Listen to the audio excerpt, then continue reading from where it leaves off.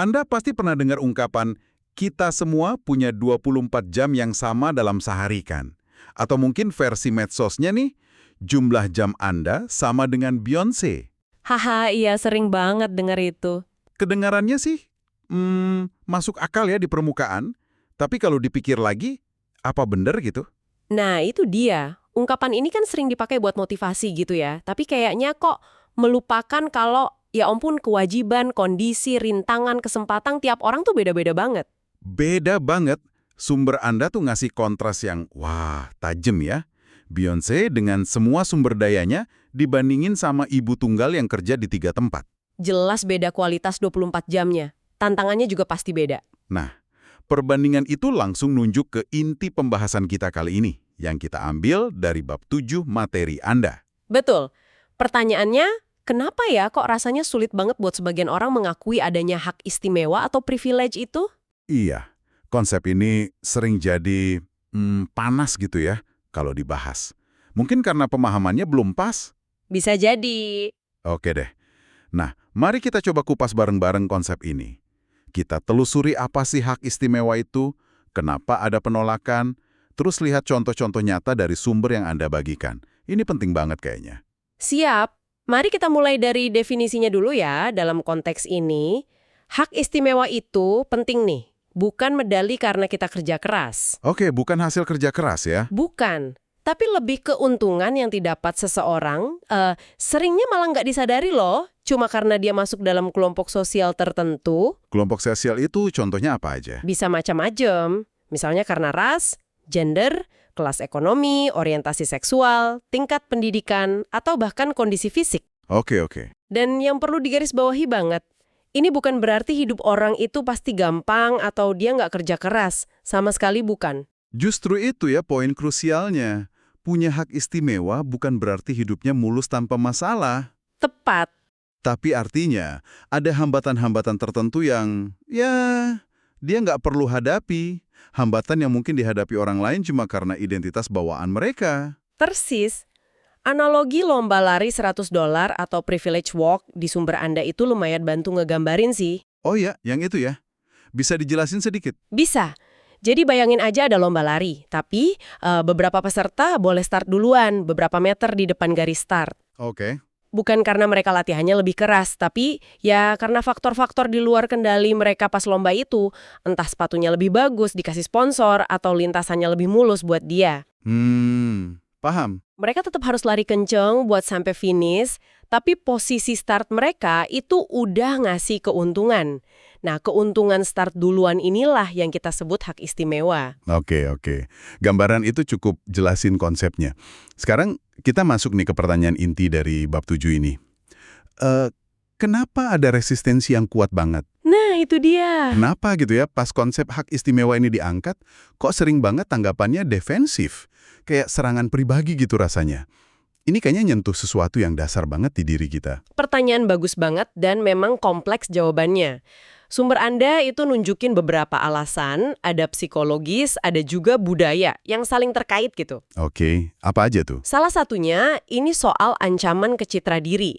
Banyak dari kita, apalagi di budaya yang sangat menekankan individualisme ya, kita bangun narasi kalau sukses itu ya murni hasil kerja keras, hasil kegigihan sendiri. Narasi self-made man atau self-made women gitu ya, yang kuat banget itu. Banget. Jadi pas kita disuruh ngakuin, ada faktor eksternal kayak hak istimewa yang ikut bantu. Wah, itu kayak nyoreng cerita sukses pribadi dong ya. Seolah-olah nilai perjuangan kita jadi berkurang. Bisa jadi begitu persepsinya. Nakuin ada angin pendorong yang nggak kelihatan itu, rasanya kayak mengurangi legitimasi pencapaian kita sendiri. Maksud akal sih kenapa ada resistensi. Sumber Anda juga nyebut studi menarik dari Lowery dan Phillips. Judulnya I Know Fortunate One. Itu spesifik neliti penolakan termotivasi terhadap hak istimewa kelas sosial. Oh ya? Apa temuannya?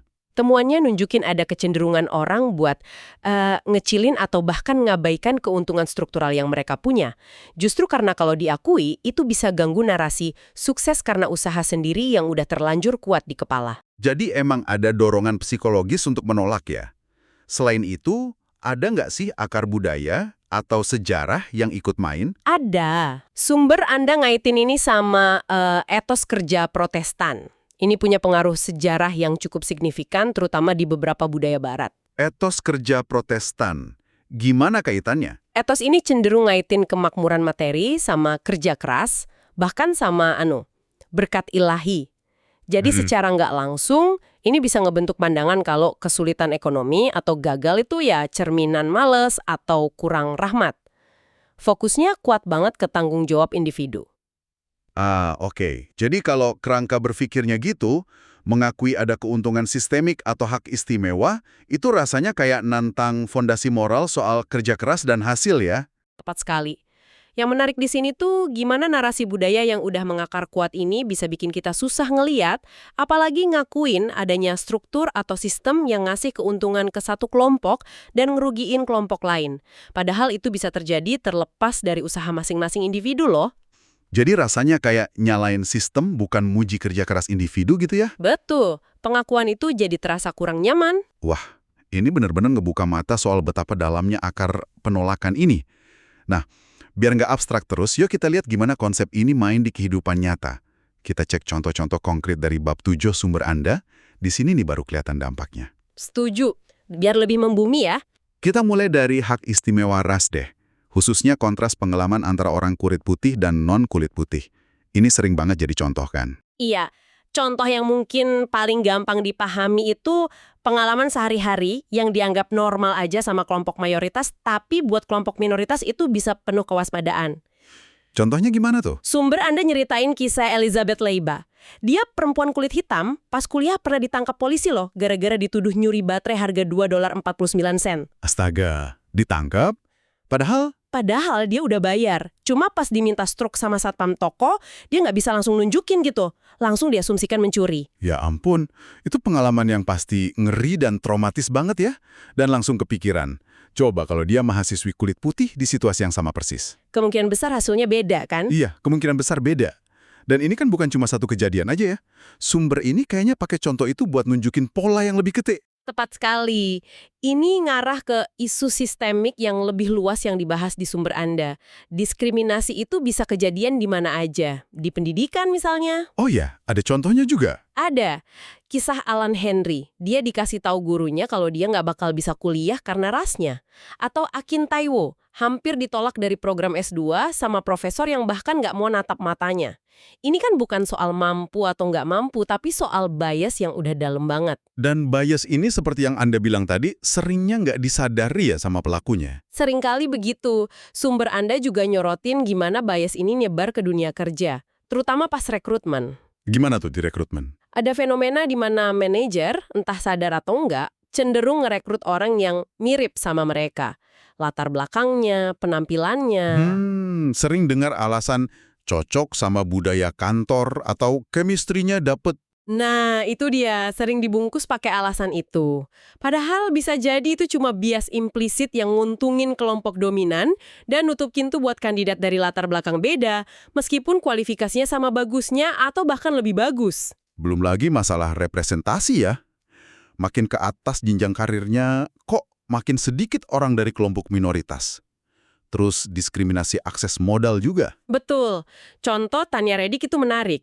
Dia lebih nyaman transaksi bank lewat telepon biar nggak dihakimi dari penampilannya, plus data Federal Reserve soal sulitnya bisnis milik minoritas dapat kredit. Itu semua hambatan nyata. Dan ada istilah code switching juga disebut di sumber ya. Itu apa lagi? Oh iya, code switching. Itu strategi adaptasi yang sering dipakai kelompok minoritas. Jadi mereka nyesuaiin cara ngomong, penampilan, bahkan perilaku biar lebih diterima atau dianggap nggak mengancam sama kelompok mayoritas. Kayak yang dilakukan Elizabeth Leiba setelah kejadian baterai itu ya? Persis. Tapi ini bukan sekedar penyesuaian biasa loh.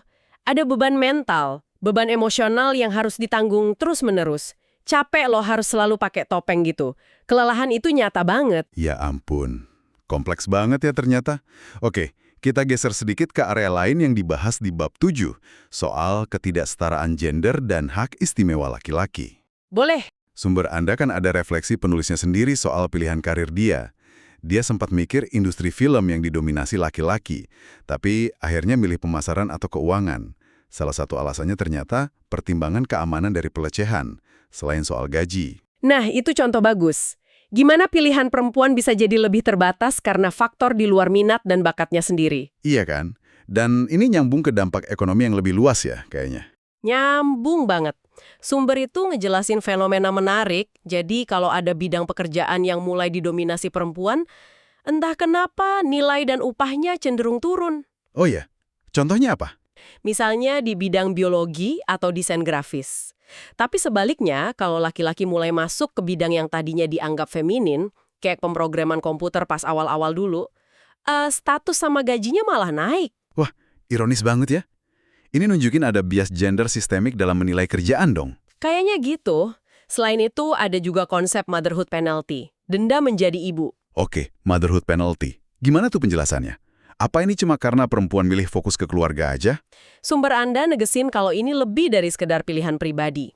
Motherhood penalty itu nunjukin fakta kalau perempuan, rata-rata ya, ngalamin penurunan pendapatan sama perlambatan karir setelah punya anak. Sementara laki-laki nggak gitu. Laki-laki umumnya nggak ngalamin itu. Bahkan kadang ada fatherhood bonus, gajinya malah naik dikit. Dan ini bukan cuma karena perempuan ngambil cuti, tapi juga karena asumsi dan bias di tempat kerja soal komitmen dan produktivitas ibu bekerja. Dan kebijakan cuti orang tua yang beda-beda antar negara kayaknya memperburuk ini ya. Pengaruhnya gede banget, Sum. Anda bandingin Kanada sama Amerika Serikat. Di Kanada ada cuti melahirkan khusus ibu, plus cuti orang tua yang bisa dibagi, walau penggantian gajinya terbatas. Kalau di AS? Di AS, wah, nggak ada mandat federal buat cuti berbayar, cuma ada FMLA. Itu pun cuti nggak dibayar, 12 minggu. Dan cuma buat pekerja yang memenuhi syarat tertentu. Wah, jauh ya bedanya. Banget. Nah, karena nggak ada dukungan cuti berbayar yang cukup, terutama buat ayah, ini secara nggak langsung ya, dorong perempuan buat ambil porsi cuti yang lebih gede. Akibatnya yaitu tadi, ngefek ke persepsi karir dan potensi gaji jangka panjang. Persepsi kalau laki-laki lebih kecil kemungkinannya ambil cuti panjang, bikin mereka kelihatan lebih andal gitu ya di mata bos. Bisa jadi begitu, kelihatannya lebih fokus kerja. Oke, satu lagi area penting nih yang sering kelewat. Ableism. Diskriminasi ke penyandang disabilitas. Ini juga bentuk hak istimewa buat kita yang nggak hidup dengan disabilitas ya. Gimana bab 7 bahas ini? Yah, ini sering banget terabaikan. Sumber Anda nyajiin data yang cukup bikin kaget ya soal kesenjangan kesempatan kerja. Gimana datanya? Di Kanada, tingkat partisipasi kerja penyandang disabilitas itu jauh di bawah non-disabilitas. Sekitar 49% banding 79%. Di AS, bedanya lebih lebar lagi. Sekitar 35% banding 76%. Wow, itu angka yang signifikan banget bedanya. Kenapa bisa gitu? Apa karena kurang mampu? Justru sumbernya bilang bukan karena kurang mampu atau kurang mau, tapi seringnya karena bias dari pemberi kerja. Biasanya kayak gimana tuh? Ragu sama kemampuannya aja? Lebih dari itu, ada ketakutan soal potensi biaya akomodasi tambahan. Padahal seringnya biayanya nggak semahal yang dibayangin. Ada juga khawatir soal produktivitas, atau bahkan takut dituntut hukum. Akibatnya gimana buat penyandang disabilitas? Akibatnya, banyak yang sebetulnya mampu kerja malah kejebak di segregasi pekerjaan. Maksudnya, mereka terkonsentrasi di kerjaan-kerjaan yang gajinya rendah, tunjangannya minim, terus kesempatan buat naik karir juga sedikit banget. Selain soal kerjaan, gimana dukungan finansialnya? Cukup nggak? Seringnya sih nggak cukup.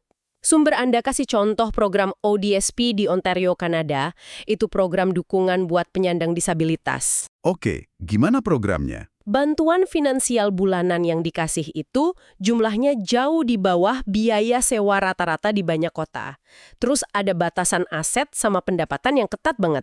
Jadi susah buat penerimanya keluar dari miskin, atau bahkan buat nutupin kebutuhan dasar aja sulit. Jadi, dilema ya, kalau kerja sedikit aja, bantuannya bisa hilang. Persis. Jadi kayak nggak bisa maju gitu. Sumber Anda juga nyinggung soal disabilitas tak terlihat ya, kayak kesehatan mental.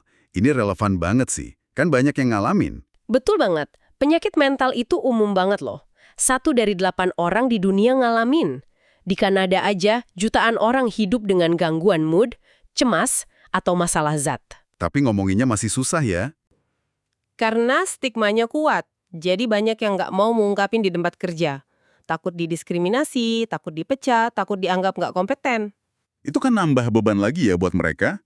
Udah berjuang ngelola kesehatan mental, masih harus nutupin juga. Banget. Ketakutan itu sendiri udah jadi bentuk hambatan. Oke, jadi setelah kita bedah semua contoh ini, dari ras, gender, sampai disabilitas, apa nih artinya semua ini buat Anda pendengar kami? Kenapa sih penting banget buat kita paham konsep hak istimewa dan hambatan sistemik ini? Pertanyaan bagus. Rasanya ini bukan cuma isu sosial di luar sana ya, tapi ada relevansinya buat kita secara pribadi. Anda benar banget, tujuannya ini bukan buat bikin siapapun merasa bersalah loh ya, atas keuntungan yang mungkin Anda punya tanpa Anda minta. Kita semua punya perjuangan sendiri, kesulitan sendiri. Jadi, ngakuin hak istimewa itu nggak ngehapus kerja keras atau tantangan pribadi kita ya? Sama sekali nggak. Tapi kesadaran ini penting banget buat numbuhin empati. Buat punya pemahaman yang lebih utuh soal realitas orang lain yang mungkin beda sama kita. Jadi lebih ke arah memperluas perspektif kita gitu ya. Ngeliat kalau lapangan bermain kehidupan ini emang nggak sama rata buat semua orang. Tepat. Ini bantu kita melihat gambaran yang lebih gede, gimana struktur sosial, kebijakan, bahkan bias yang nggak disadari itu secara kolektif bisa bikin keuntungan buat sebagian kelompok dan kerugian buat kelompok lain. Gambaran yang lebih besar. Ketidakadilan sosial yang kita lihat. Sumber Anda bilang gini, bagus banget. Ketika kita mengidentifikasi di mana hak istimewa kita bersinggungan dengan penindasan orang lain, kita akan menemukan peluang untuk membuat perubahan nyata. Peluang untuk perubahan nyata. Wah, itu poin yang kuat banget. Oke deh, mari kita coba rangkum sedikit inti dari penjelajahan kita soal bab 7 ini. Boleh. Kita udah lihat kalau hak istimewa itu nyata. Berlapis-lapis, sering nggak kelihatan sama yang punya. Dan jelas, topik yang rumit dan sensitif buat dibicarain. Kita juga udah bahas beberapa alasan psikologis dan budaya kenapa ngakuinnya itu susah. Ada kaitan sama narasi diri, soal kerja keras, pengaruh budaya juga. Dan yang penting, kita udah lihat contoh-contoh konkretnya ya. Gimana hak istimewa atau ketiadaannya itu muncul di isu ras, gender, dan disabilitas. Semuanya dari cerita dan data di sumber Anda. Betul. Memahami semua dinamika ini, resistensi internalnya, dan manifestasi eksternalnya, kayaknya krusial banget ya kalau kita mau bergerak ke pemahaman yang lebih dalam soal ketidakadilan. Dan mungkin, ya, menuju masyarakat yang lebih adil buat semua. Nah, ini membawa kita ke satu pertanyaan penutup nih, buat Anda renungkan sendiri nanti.